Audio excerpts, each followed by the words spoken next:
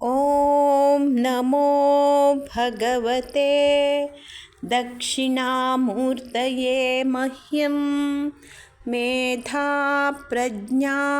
प्रयच्छ स्वाहा. ಆತ್ಮೀಯ ವೀಕ್ಷಕರೇ, ನಿಮ್ಮ ಪ್ರೀತಿಯ ನಮ್ಮ ಮಕ್ಕಳು ಬ್ಲಾಗ್ಸ್ಗೆ ಸ್ವಾಗತ. ಎಲ್ಲರಿಗೂ ಗುರುವಾರ ಹಾಗೂ ಗುರುಪುಷ್ಯಾಮೃತ ಯೋಗದ ಶುಭಾಶಯಗಳು. ಇವತ್ತು ಗುರುಪುಷ್ಯಾಮೃತ ಯೋಗ ಇರೋದರಿಂದ ಗುರುವನ್ನು ಒಲಿಸಿಕೊಳ್ಳಲು ತುಂಬ ಒಳ್ಳೆಯ ದಿನ. ಹಾಗಾಗಿ ಗುರು ದಕ್ಷಿಣಾಮೂರ್ತಿಯನ್ನು ನಾವು ಸ್ಮರಿಸಿ ನಮ್ಮ ಆರೋಗ್ಯ ಭಾಗ್ಯವನ್ನು ಪಡೆದುಕೊಳ್ಳೋಣ. ಅಥ ಧ್ಯಾನಂ ವಟವೃಕ್ಷತಟಾಸೀನಂ ಯೋಗಿ ಧ್ಯೇಯಂಘ್ರಿ ಪಂಕಜಂ ಶರಶ್ಚಂದ್ರನಿಭಂ ಪೂಜ್ಯಂ ಜಟಾಮುಕುಟಮಂಡಿತಂ ಗಂಗಾಧರಂ ಲಲಾಟಾಕ್ಷಂ ವ್ಯಾಘ್ರಚರ್ಮಾಂಬರಾವೃತಂ ನಾಗಭೂಷಂ ಪರಬ್ರಹ್ಮ ದ್ವಿಜರಾಜಾವತಂಸಕಂ ಅಕ್ಷಮಾಲಾ ಜ್ಞಾನಮುದ್ರಾ ವೀಣಾಪುಸ್ತಕಶೋಭಿತಂ ಶುಕಾದಿವೃದ್ಧಶಿಷ್ಯಾಢ್ಯಂ ವೇದಾಂತಗೋಚರಂ ಯುವಾನಂ ಮನ್ಮಥಾರಾತಿಂ ದಕ್ಷಿಣಾಮೂರ್ತಿಮಾಶ್ರಯೇ. ಅಥ ದಕ್ಷಿಣಾಮೂರ್ತಿ ಅಷ್ಟೋತ್ತರಶತನಾಮಸ್ತೋತ್ರಂ. ಓಂ ವಿದ್ಯಾರೂಪಿ ಮಹಾಯೋಗಿ ಶುದ್ಧಜ್ಞಾನಿ ಪಿನಾಕಧೃತ್ ರತ್ನಾಲಂಕೃತ ಸರ್ವಾಂಗಿ ರತ್ನಮೌಳಿರ್ಜಟಾಧರಃ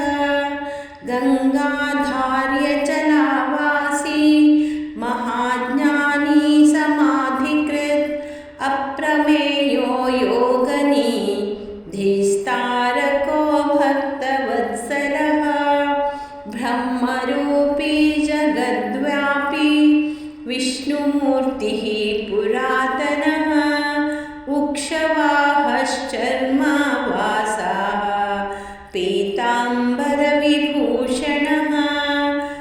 ಮೋಕ್ಷದಾಯಿ ಮೋಕ್ಷನಿಧಿಶ್ಚಾಂಧಕಾರಿಃ ಜಗತ್ಪತಿಃ ವಿದ್ಯಾಧಾರಿ ಶುಕ್ಲತನುಃ ವಿದ್ಯಾದಾಯಿ ಗಣಾಧಿಪಃ ಪ್ರೌಢಾಪಸ್ಮೃತಿಸಂಹರ್ತಾ ಶಶಿಮೌಳಿರ್ಮಹಾಸ್ವನಃ ಸಾಮಪ್ರಿಯೋ ವ್ಯಯಃ ಸಾಧುಃ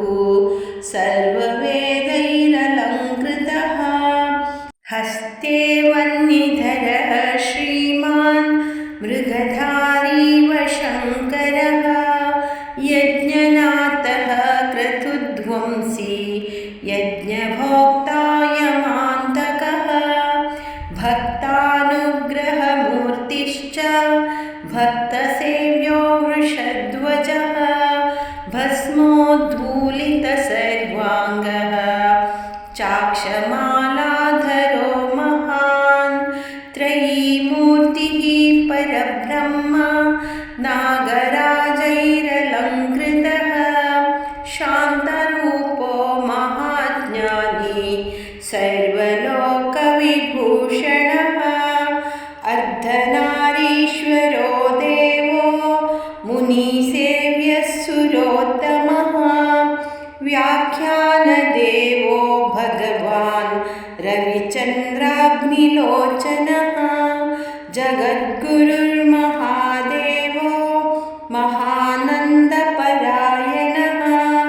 ಜಟಾಧಾರಿ ಮಹಾಯೋಗಿ ಜ್ಞಾನಮಾಲೈರಲಂಕೃತಃ ವ್ಯೋಮಗಂಗಾಜಲಸ್ಥಾನಃ ವಿಶುದ್ಧೋ ಯತಿರೂರ್ಜಿತಃ ತತ್ವಮೂರ್ತಿರ್ಮಹಾಯೋಗಿ ಮಹಾಸಾರಸ್ವತಪ್ರದಃ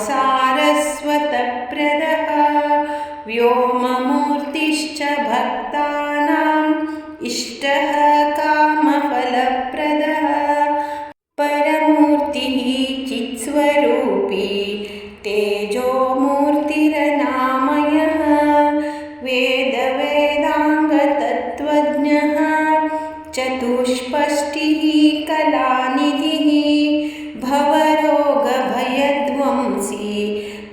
भक्तानामभयप्रदः नीलग्रीवो ललाटाक्षो गजचर्मागतिप्रदः अरागी कामदश्चार्थ तपस्वी विष्णुवल्लभः ब्रह्मचारी च सन्न्यासी गृहस्थाश्रमकारणः दान्तः शमवतां श्रेष्ठो सत्यरूपो दयापरः योगपट्टाभिरामश्च वीणाधारी विचेतनः मतिप्रज्ञासुधाधारी मुद्रापुस्तकधारणः वेतालादिपिशाचौघ राक्षसौघविनाशनः